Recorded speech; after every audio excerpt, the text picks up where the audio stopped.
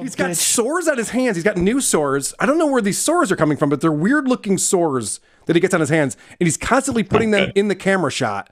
And it's grotesque. I wish he'd keep his arms down. I wish he was Jeffrey Tubening underneath the table so I have to see what the fuck's going on in his hands. He had this congressman on, Ted Lieu. Now, he's had this guy on before. And Ted Lieu is a gay gentleman.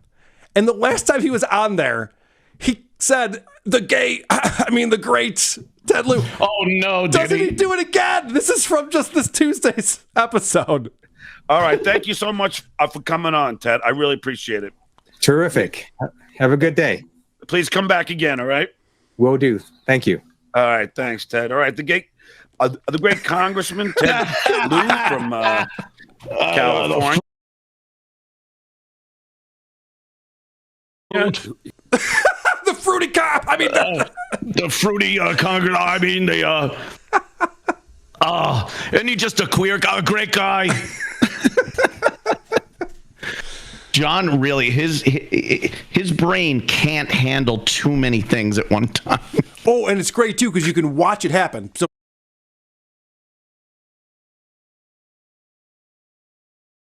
because he has a video show, you watch his eyes dart back and forth, and then he's staring at the screen, and then he's like, "Oh shit, what did that person just say? And what is this comment here? And do I need to kick this person out?" Yeah. He gets lost very quickly and easily. Yes, in his own stupid head. So this is great. He's got this Lindsey Graham joke that he's got all ready to go, and he's very excited about it. Oh, good. He's going to tear up a Republican. Finally. Wow. But what's great about this is he tells the joke, and then he celebrates himself, and he explains how he came up with such an amazing joke so that we can all get a peek behind the curtain. Oh. And you've been on a comedy show for a little bit. You ever do this before where you explain how you came up with a joke that you told? It just makes the joke that much funnier, I swear. Does. So, all right, check this out. I've seen the greats do this. Check this out. You can still get COVID if you have the vaccinations. Lindsey Graham just got COVID, which I don't know how. He spends all his time in the closet. Thank you. Thank you very much. Thank you very much. Thank you. Yeah, thank you. I tweeted that one at 6 a.m. in the morning. I was thinking of questions to ask the politicians, and one of the questions was going to be for Lindsey, isn't it time? Time for what? Time you came out of the closet. But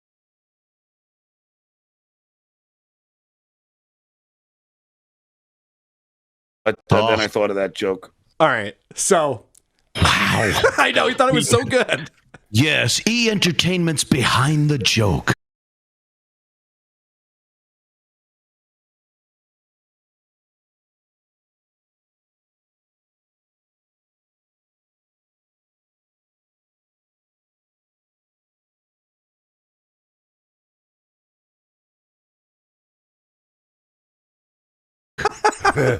But Anthony, what's great about that is, so he wants to do this new show. He's going to go to Washington, D.C. and interview Republicans in the old style that he used to do, where he'd ask them ridiculous questions and get these reactions.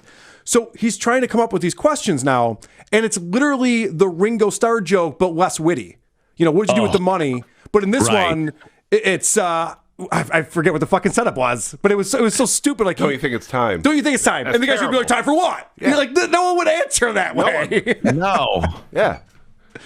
So the best part about this is he has Richard Ojeda on the show later, and doesn't he repeat the joke? This is the same. This is the same show. It's not even like a week later. Oh my God! I could maybe forgive it if it was a week later, but he repeats it on the same show. And of course, Lindsey Graham has tested positive for COVID. So I'm sure that, everybody needs to I don't know how he can get COVID if he spends his entire life in the closet. Exactly.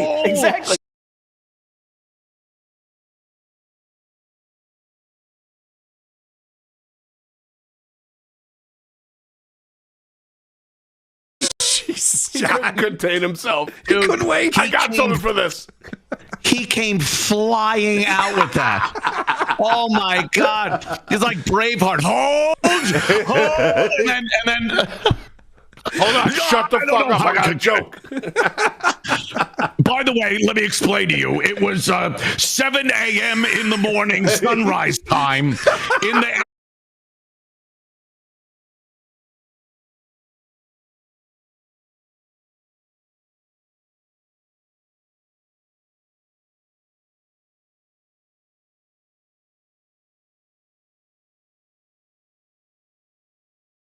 a.m. morning.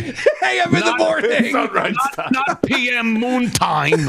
Yeah, 7 a.m. in the morning, Eastern Standard Western time. What a dolt. He jumped in and stepped all over that guy to get that brilliant joke in for the second time in the same show. Correct. Oh shit. So now the first dud. time he told that joke, he had to go into damage control afterwards because it's a gay joke. And he's very woke. We love gay That's people. true. His, one of his children are in the LBGTQ Him or her. Correct. Yes. community, of course. So he has to go on and say this for the damage control. I think all men and women. At Jiffy Lube, we car about cars.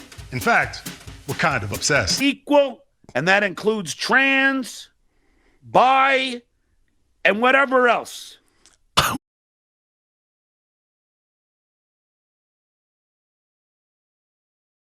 They should all be created equal. Tell God that. I don't know what am I going to do about it?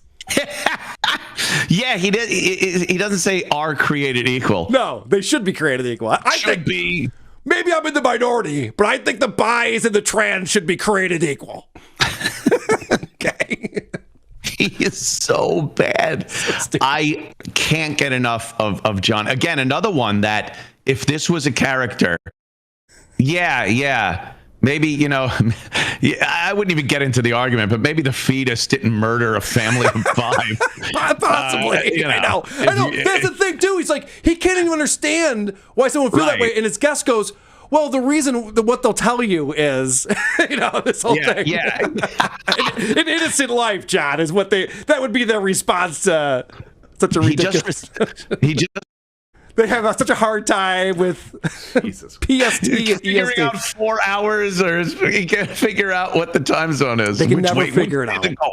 Is it AM or PM? 7 PM AM? So he explains. He's ripping on LA. He's like, yeah, I haven't been to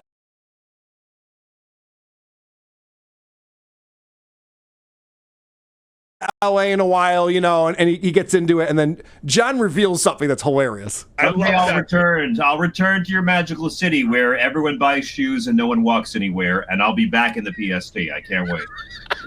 You know what's so funny, John? I once on eBay, I bought a turn signal, and I was going to pull it out on stage and go, hey, LA, do you know what this is? This is to put on a blinker. Yeah, nobody puts on blinkers in LA. It's so funny that you mentioned that. He wanted to be a prop comic. What's his name? Carrot Flop? Whoa. Hey, it's a pear-shaped, the prop comic. How did he even segue to that from the shoes and no one walks? I understand he meant people drive, but signal, hey, how about no one uses the signal? Am I right? Then what about these Chinese? You can blindfold them with dental floss. I had to be creative and use clips of different takes and edit a scene and made it look like he was dreaming. It got an A, and then I went back and edited what I originally wanted. Didn't make it any better. So I learned my lesson. George Lucas, you should learn yours. He's drunk. He's drunk. He's slurring every word that comes out of his mouth. Could you imagine saying, so I did what Locust did, and I got an A. Locust as an 87 on Rotten Tomatoes, so I think that's probably a B+. Anyway, what?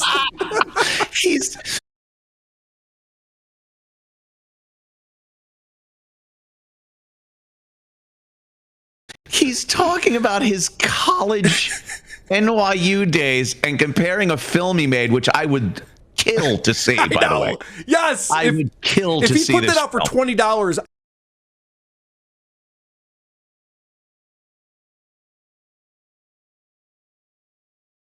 I would drop $20 in a second. to watch that. Absolutely. And he's comparing it to the works of George Lucas. It's amazing, isn't it? He is astoundingly clueless about himself. Anthony, this guy's 55 years old. Do you remember any grades you've gotten on any projects that you did in school? No, I don't either. Not one. And I can't tell you my teachers' names. Like he knows, Mr. Whatever. He knows the fucking teachers' names. Biology in 8th grade, Mr. Moorhead said.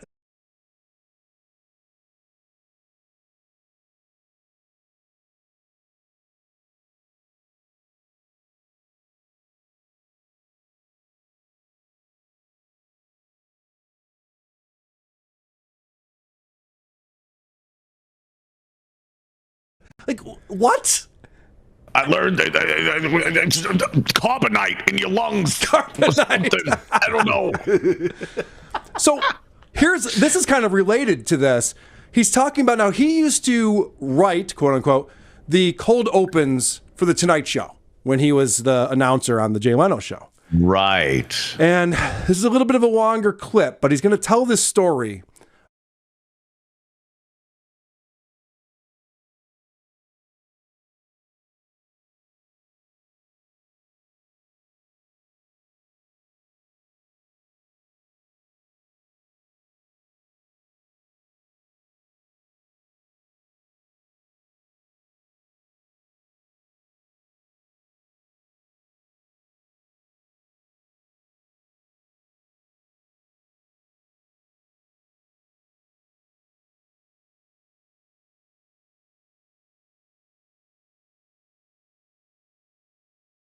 about how Charlie Sheen was going to do the cold open, but he showed up late, so they had to shoot it after they got done with the show, and then they were going to edit it later and then put it out as the cold open. And everyone was annoyed with him that they had to stay late to do this cold open, and John does not understand ratings at all. Charlie Sheen.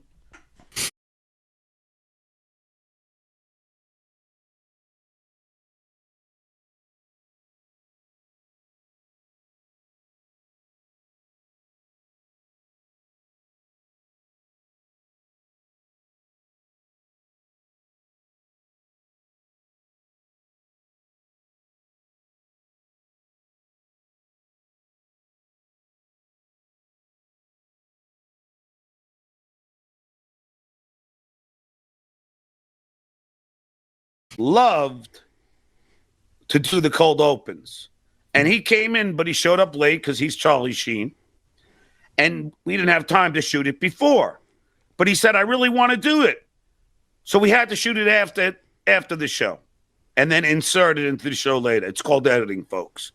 We know. So I'll never forget, I was standing next to the cameraman / director and the production supervisor. And they were all upset with me. They were like, and the cameraman had the audacity to say to me, you know, John, this really doesn't matter in the ratings. Like they were mad they had to stay an extra 10, 15 minutes. I'm sure it was more than that. And I was like, in my mind, I'm like how? I think I even said out loud, how do you know it doesn't help in the ratings?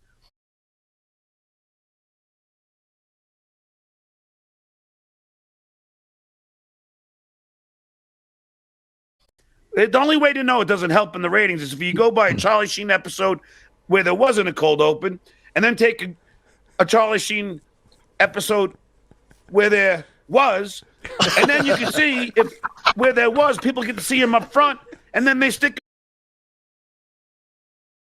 around for him for the rest of the show. So okay. Ipso facto. God. Does he think that ratings mean... So facto. Does he think that ratings mean like giving it a score? I think the ratings are good for the cold open. People like it. It's like, no, John. The way ratings works, it's not just like any Charlie Sheen episode. It's going to be comparable to wonder about the seasonality of the episode and what was the lead in and what night of the week is it. And he's such a moron. Like nobody tunes into the Tonight Show for the cold open. No one's like, I got to get here right at 11:35. It's cold open time.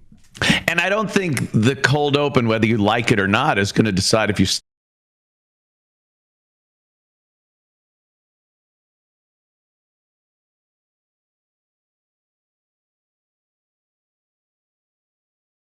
stick around. It's going to be, who are the guests?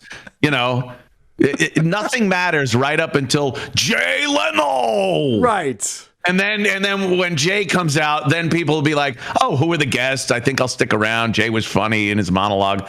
He's this self-important. He talks about things, and that's why I always loved when you guys would play Glory Days, because it's so indicative. It's exactly what he's doing. He's talking about school. He's talking about high school. He's talking about college. Was a big baseball player back in high school. I had a friend. He was the announcer on the Tonight Show for about a season or so. Yeah, the cold open. Do you remember when Jay Leno would do the monologue, and then when the guest was on, he'd be like, "Oh, I just told a joke about that. Let me repeat it. Did you hear about this?" Oh God! Could you imagine Jay just diving in and stepping all over the guest to tell a joke he told in the monologue? That's what I mean. John's learned nothing. He's worked with Howard Stern and Jay Leno, and he's learned nothing from them. Yes, to immense.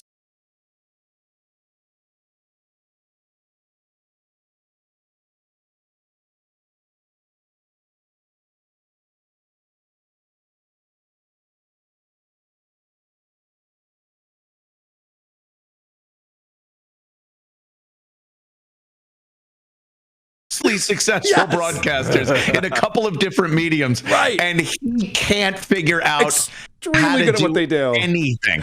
It's unbelievable. So, brilliant. Richard Ojeda.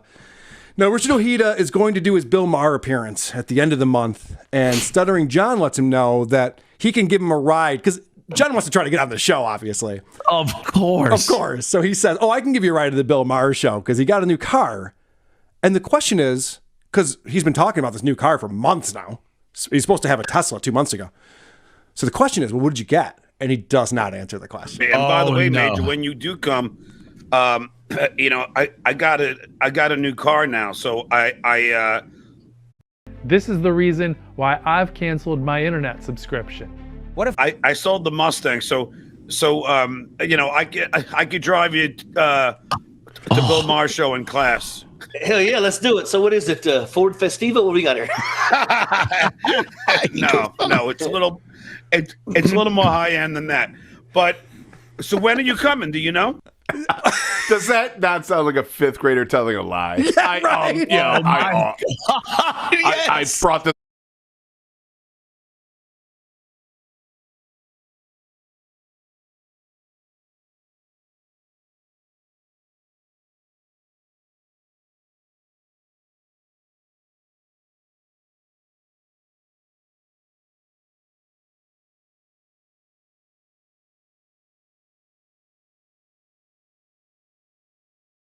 Up and now I regret doing that.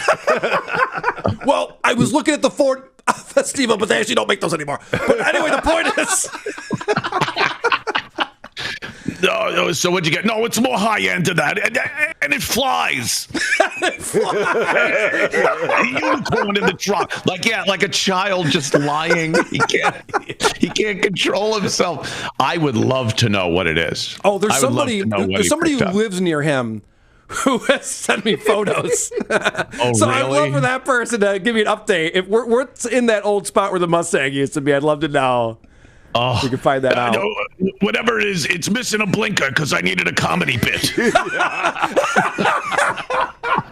I can't make lefts anymore, but it's worth it for the laughs.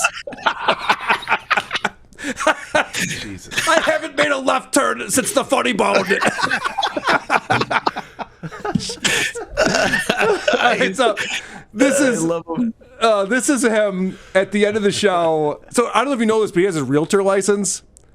Like he has so many like backup plans. Like he was like substitute teaching for a while and like sell houses and stuff. Like he wants to pretend he's in the world of entertainment. He's obviously just not. I'm a notary republic. Well, this is great. So Benny Loco, one of the regulars, says, "Will you be my realtor?" And John explains that he can do that. Come on, peeps. You can't have a better show. Oh, first he's patting himself on the back. This Peeps thing, too. We got to remember this for the next deepfake video. He keeps saying, Dude, the Peeps. Yeah. It's so stupid. Yeah, my Peeps. Just caught wind of this slang. Yeah, this is slang from a while ago. This is not The current. kids are using it. I'll tell you, the kids are using it. It's fat.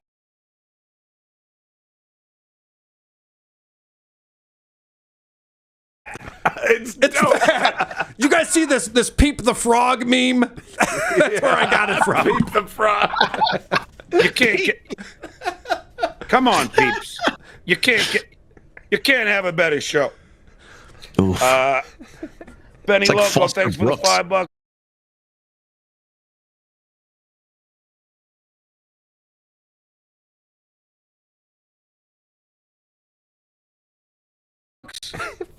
You gonna be my realtor or what, John?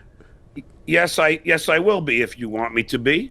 Jeff Seitz recently lost an election, and John's like, well, I asked him to do my show. You know, this one's kind of on him. Yeah, well, Jeff Seitz, I've asked to come on the show, and he blew me off. So it's just like, all right, you know, it's like, I'm not saying that I'm the biggest show in the world, but if you're gonna blow off, these grassroots shows now, I don't think you're gonna have a chance. And it happened with Maya Wiley, who was running for mayor in New York. I begged her to come on, kept giving me the blow off, and I was just like, you know what?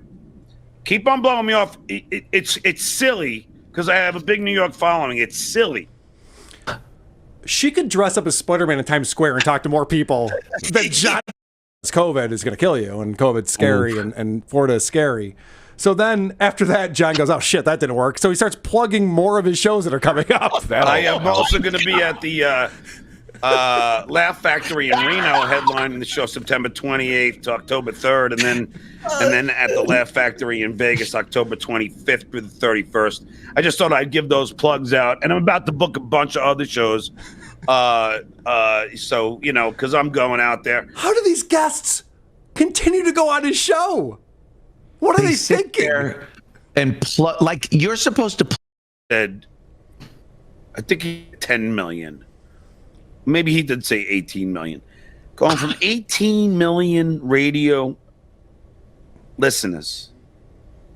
Congratulations again to Steve Harris and the team at Harris Roofing. 100,000 on Sirius. Look, I have nothing against the man. I really don't. What? But if he Shorty talks about won.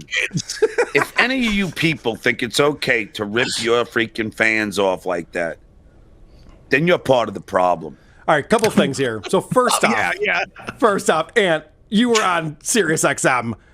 Yeah. Does Tim Sabian know how many people are listening to any shows? No, they don't. There's really no way to calculate how many people are listening at any time. Not just because two people could be in a car at one time listening to one subscription, or there's no way to tell. It's a one-way thing. They put the signal out, and that's pretty much it. So Tim Sabian, they don't have a clue. Tim Sabian maybe said this to John at some point, and I'm sure Howard's audience has definitely dwindled down. But the fact that he's throwing out numbers, 18 million, now it's 800,000. He was probably spitballing, and it was probably a private conversation that he was having with them. Tim Sabian.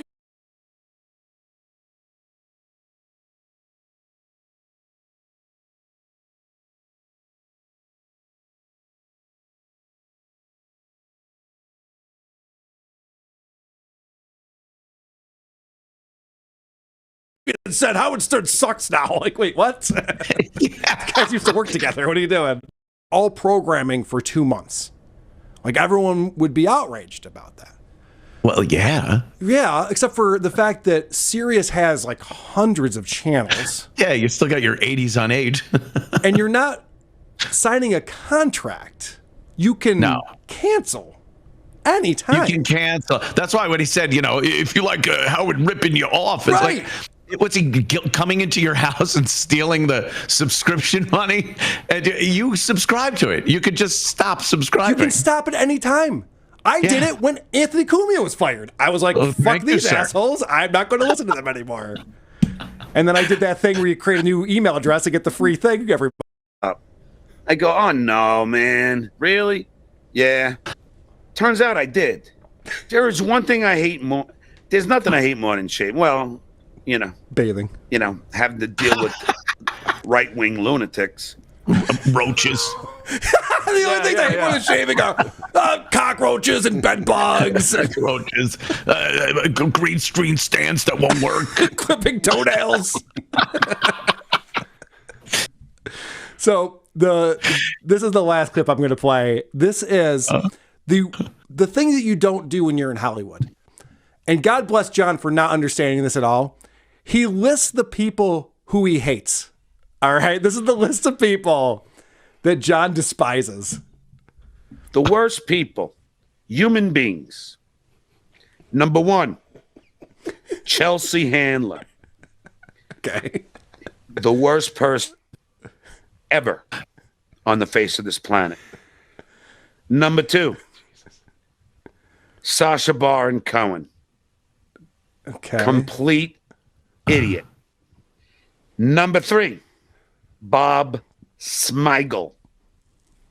2 of the latter stole the Stuttering John act. Oh my God. And I think there was one more. I think there's one more I person. always forget the 4th.